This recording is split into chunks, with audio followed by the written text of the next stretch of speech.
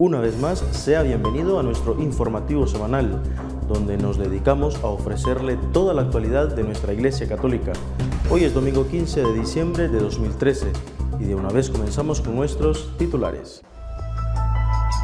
Esta semana se ha producido una muy buena noticia para la familia y para la vida, ya que el Parlamento Europeo ha rechazado el proyecto Estrela, que de haber sido aprobado hubiese supuesto la aprobación del aborto como derecho. Argentina está viviendo momentos muy difíciles debido a saqueos y violencia generalizada, todo esto producido por la huelga de policías. Por su parte, los obispos han pedido que se ponga fin a esta situación para evitar la indefensión de la población. El Papa Francisco ha sido elegido como personaje del año por la revista Time. Esta nominación es una clara señal de la popularidad del Papa Francisco desde que fue elegido pontífice en marzo pasado. El arzobispo de Nueva Delhi, en India, fue detenido por participar en una marcha a favor de los derechos de los más pobres, la casta de los Dalits. Esta semana, los franciscanos de María y sus amigos han podido ganar la indulgencia plenaria, tanto el día de la Inmaculada Concepción como la fiesta de Nuestra Señora de Guadalupe. Una buena noticia muchas veces consiste en que no se produzca una noticia mala. Es lo que ha sucedido esta semana, ya que el Parlamento Europeo ha rechazado un proyecto de ley que hubiese obligado a los Estados miembros de la Unión Europea a aceptar una ley que consiste en que el aborto sea un derecho. El Parlamento Europeo ha rechazado este martes un informe sobre salud sexual y reproductiva que entre sus disposiciones defendía el derecho de la mujer al aborto seguro y pedía a los gobiernos europeos que asegurasen la educación sexual en la enseñanza obligatoria. El documento pasaba su segundo test en la Eurocámara, después de que en octubre las diferencias entre los grupos políticos sobre su contenido evitaran que se sometiera a voto. Los europarlamentarios conservadores han presentado ahora un texto alternativo, una resolución en contra, en la que se especifica que son los Estados miembros los que tienen la competencia en materia de salud sexual y educación sexual en las escuelas. De haberse aprobado el proyecto Estrela, los Estados miembros de la Unión Europea habrían tenido que aceptar el aborto como un derecho y, además, esto habría sido enseñado a los niños y a los adolescentes en la escuela. La Conferencia Episcopal Argentina urgió a los policías en huelga de ese país a deponer sus actitudes que comprometen la paz y la seguridad social y a encauzar sus exigencias salariales a través del diálogo. El presidente de la Conferencia Episcopal Argentina, José María Arancedo, agregó en un comunicado que el largo conflicto policial ha creado situaciones de orfandad ciudadana que no se compadecen con el espíritu y profesionalismo tradicional de las fuerzas de seguridad. Monseñor Arancedo lamentó que durante las protestas policiales han ocurrido hechos de desborde social, incluidos delitos contra la vida y los bienes de muchos ciudadanos, en referencia a los violentos saqueos sucedidos en las provincias con uniformados acuartelados, durante los que han muerto 9 personas, según medios locales. Argentina necesita con urgencia en estos momentos de poner actitudes que comprometen la seguridad y la paz social, urgió el titular de la Conferencia Episcopal, quien pidió una rápida respuesta para poner fin al conflicto. Los saqueos comenzaron la semana pasada en la localidad argentina de Córdoba, ante la ausencia de policías en las calles por un paro para exigir mejoras salariales. Desde entonces, las protestas policiales se han extendido a 17 provincias de Argentina y han dado pie a una oleada de robos y saqueos. El Papa Francisco ha sido elegido por la revista Time como el personaje del año y lo destaca como el Papa del pueblo. La revista destaca también los esfuerzos que el Papa ha hecho por modernizar la Iglesia Católica desde que fue elegido en marzo pasado. Time resalta que el pontífice, el primero no europeo en 1200 años, tomó el nombre de un santo humilde en una decisión muy significativa que ha sido la primera de una serie adoptada en los últimos 9 meses. La publicación destaca también su espontaneidad con los fieles y su disposición hacia algunos tipos de apertura con cuestiones como el celibato sacerdotal, el papel de las mujeres en la Iglesia o la homosexualidad. Lo que hace tan importante a este Papa es la rapidez con la que ha capturado la ilusión de millones de personas que habían abandonado toda esperanza con respecto a la Iglesia, añade el artículo de Time. Se trata de muchos desencantados por la discusión incesante en la Iglesia sobre cuestiones sexuales y las luchas internas sobre la autoridad, mientras sigue hambriento el rebaño de los fieles, según la revista. En cuestión de meses, Francisco ha elevado la misión redentora de la Iglesia, recalca Time, que señala que ahora el pontífice ha colocado a la institución por encima del trabajo de policía doctrinal, tan importante para sus dos predecesores, Juan Pablo II y Benedicto XVI. El director de la Oficina de Prensa de la Santa Sede, el padre Federico Lombardi, ha asegurado que si la elección del Papa Francisco como persona del año por la revista estadounidense Time sirve para difundir el mensaje del Evangelio y para dar esperanza a mujeres y hombres, entonces el Papa ciertamente se alegra.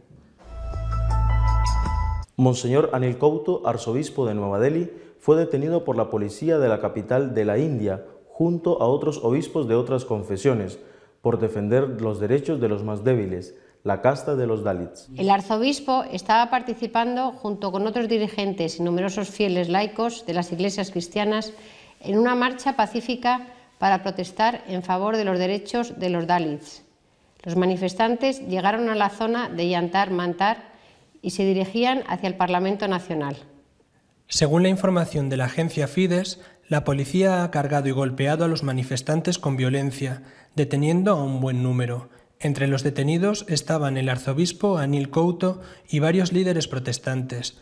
Los obispos pedían que una delegación de los manifestantes sea recibida por el gobierno y el Parlamento reunido en asamblea. La marcha pedía la derogación del decreto presidencial de 1950, que legaliza la discriminación, negando la igualdad de derechos a los cristianos y los musulmanes de origen Dalit. La discriminación se ha ampliado a los sikhs en 1956 y a los budistas en 1982. Las minorías religiosas en la India consideran esta medida totalmente inconstitucional, pero los gobiernos que se han sucedido han hecho oídos sordos, dice Monseñor Anil Couto. También en el pasado hubo protestas pacíficas, pero hoy la policía ha actuado brutalmente contra los manifestantes indefensos, dicen los cristianos. El pasado 8 de diciembre, Día de la Inmaculada Concepción de María, y el 12 de diciembre, Día de Nuestra Señora de Guadalupe, los franciscanos de María han celebrado dos de las fiestas de su año jubilar concedido por el Santo Padre. En muchas de las 130 ciudades donde están presentes los laicos y los sacerdotes de este movimiento de espiritualidad, se tuvieron celebraciones especiales para recordar la fundación de esta familia eclesial y ganar así la indulgencia. El año jubilar aprobado por el Papa con motivo del 25 aniversario de la fundación de los franciscanos de María está dotado de 7 fechas significativas en las que se puede ganar la indulgencia. 2 de ellas han tenido lugar esta semana. Esta también pudo ser ganada por los que vieron la misa transmitida en esas fechas por esta televisión. La próxima cita será el día 25 de marzo, la Encarnación del Señor. Los franciscanos de María se encuentran en un proceso de fuerte crecimiento, habiendo abierto comunidades recientemente en lugares de fuerte secularización como Suecia, Suiza, Francia o Alemania. Además, están en toda América, desde Canadá a Chile, en varios países de Europa y en algunas naciones de Asia y África. Su carisma es el agradecimiento a Dios a imitación de la Santísima Virgen María. Esta semana el comentario editorial está dedicado a la diferencia que existe entre tolerancia y misericordia, el gran debate actual en la Iglesia Católica.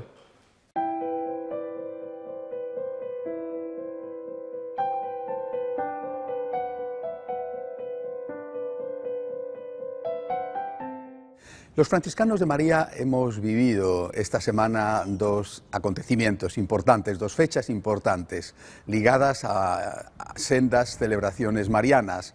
El domingo pasado la Inmaculada Concepción de la Virgen María y este jueves la solemnidad de la Virgen de Guadalupe. Importantes para nosotros que queremos ser imitadores de María en su amor, en su agradecimiento a Dios. Importantes para nosotros, como digo, porque están dentro de este año extraordinario, de este año jubilar que el Papa nos ha concedido a los franciscanos de María con motivo del 25º aniversario de la fundación.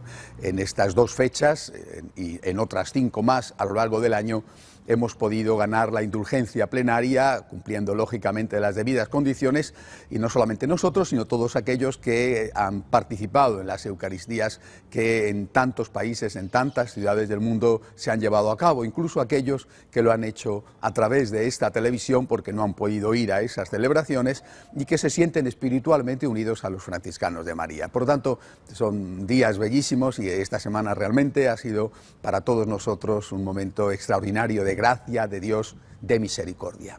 Y quiero aprovechar esta circunstancia para afrontar una de las cuestiones que creo yo que están en este momento, en el meollo, en el corazón del debate dentro de la Iglesia y también fuera de la Iglesia. La relación que hay entre misericordia y tolerancia, o dicho de otra forma, cómo se están interpretando las reiteradas llamadas del Papa Francisco a la misericordia, el reiterado, insistente, maravillosamente insistente ofrecimiento a acoger la misericordia de Dios. Esta semana también la revista Time ha nombrado al Papa Francisco Hombre del Año, la persona más destacada del año que está ya próximo a terminar. Es decir, es evidente para todos que el Papa Francisco tiene una extraordinaria popularidad y que su llegada al frente de la Iglesia Católica ha supuesto un revulsivo para el mundo entero y, naturalmente, en primer lugar, para los católicos. Pero entre las cosas por las cuales la revista Time dice que el Papa es el hombre del año es porque insinúa la revista, está dando pasos para cambiar algunas cosas del dogma o de la moral católica, sobre todo de la moral católica. Eso es naturalmente lo que dice la revista y dice que por ese motivo es popular y que por ese motivo le nombran el personaje del año.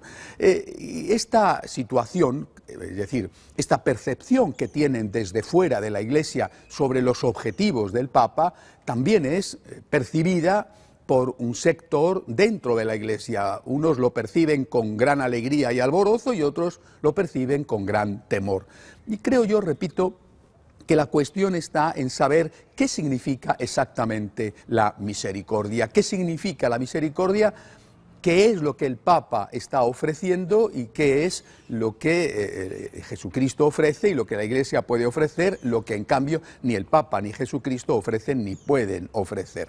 Y cuando hablamos de misericordia, nosotros los católicos distinguimos perfectamente entre esta virtud y la tolerancia. Creo que quizá la falta de distinción entre ambos conceptos es lo que puede llevar a la confusión dentro y fuera de la Iglesia. Nosotros hablamos de misericordia siempre refiriéndonos a las personas, mientras que los demás, cuando hablan de tolerancia, están refiriéndose a lo que hacen las personas. Por eso cuando el Papa dice misericordia, él sabe a qué se refiere, a lo mismo a lo que se refería Jesucristo, a la persona, dicho de otra forma, al pecador, no a lo que hace la persona. El Papa no está diciendo, tengamos misericordia con el aborto, tengamos misericordia con el terrorismo, tengamos misericordia con la corrupción. No es eso lo que el Papa está diciendo. Tengamos misericordia con las personas que cometen pecados, eso sí. Pero la gente interpreta esta misericordia, quizá porque no hay esta distinción claramente, interpreta eso como si el Papa estuviera diciendo tengamos tolerancia con el aborto, tengamos tolerancia con los corruptos, tengamos tolerancia con los violadores, tengamos tolerancia con los narcotraficantes. No es esto. El Papa no está diciendo que hay que tener tolerancia con el pecado, sino misericordia con el pecador. Son cosas radicalmente distintas. Y por eso, cuando, por ejemplo, con una cuestión que por supuesto no tiene la relevancia o la importancia que pueden tener otras, pero que la tiene en sí misma y es además bastante considerable, la cuestión de los divorciados vueltos a casar, si pueden o no comulgar, si pueden o no participar de la comunión, manteniendo una vida marital dentro de su nuevo matrimonio que no ha sido bendecido por la Iglesia. hay muchos que se plantean la cuestión diciendo se trata de misericordia.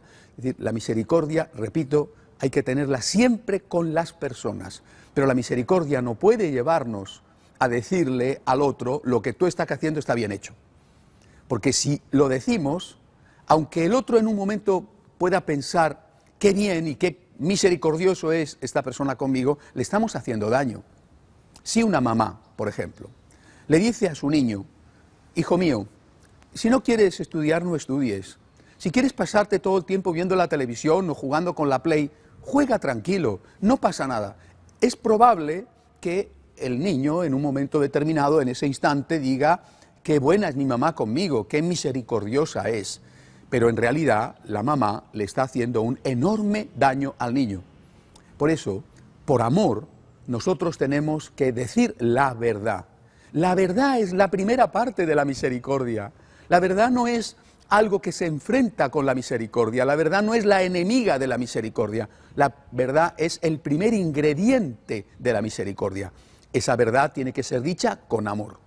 Esa verdad tiene que ser dada con caridad. Esto lo decía reiteradamente Juan Pablo II. La verdad con la caridad y la caridad con la verdad. Es decir, di la verdad con amor, di la verdad con misericordia y no con despotismo.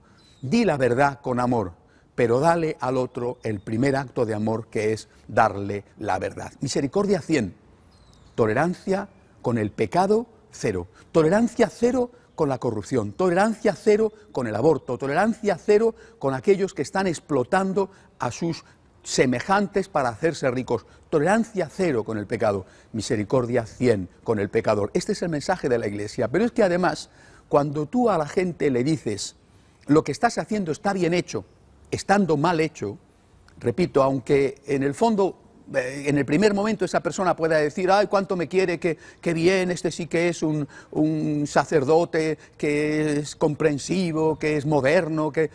En el fondo, le estás impidiendo avanzar, porque esa persona se queda donde está, no se plantea un futuro de cambio.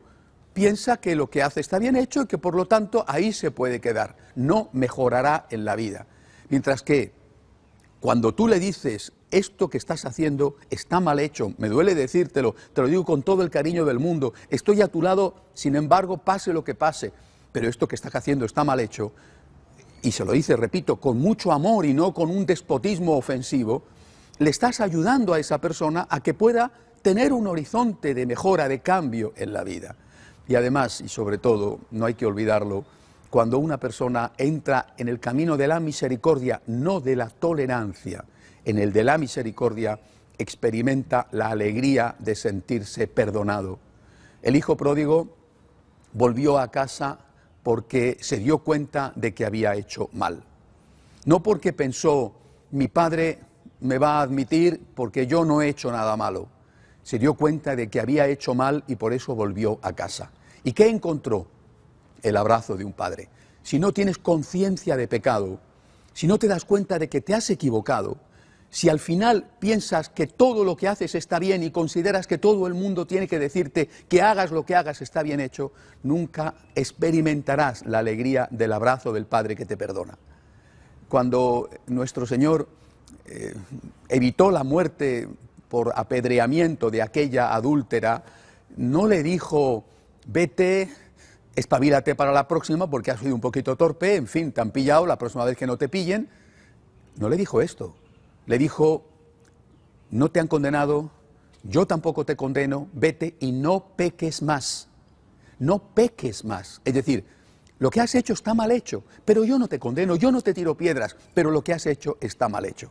Esta es la verdadera misericordia de Jesucristo. Démosle gracias a Dios porque esta misericordia la podemos recibir cuando reconocemos que somos pecadores y con esta misericordia experimentamos la alegría del perdón, la alegría del abrazo de Dios. Hasta la semana que viene, si Dios quiere. A continuación, otras noticias también importantes que han tenido lugar a lo largo de la semana en nuestra Iglesia Católica.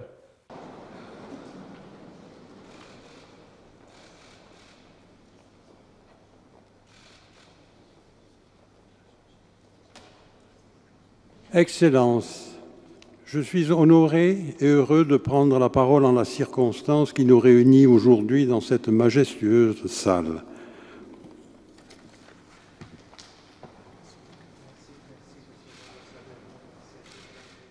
C'est avec joie que je vous accueille ensemble aujourd'hui pour vous saluer personnellement. Avec vous tous, déjà connus ou que je viens de connaître, je me sens ami et compagnon de voyage.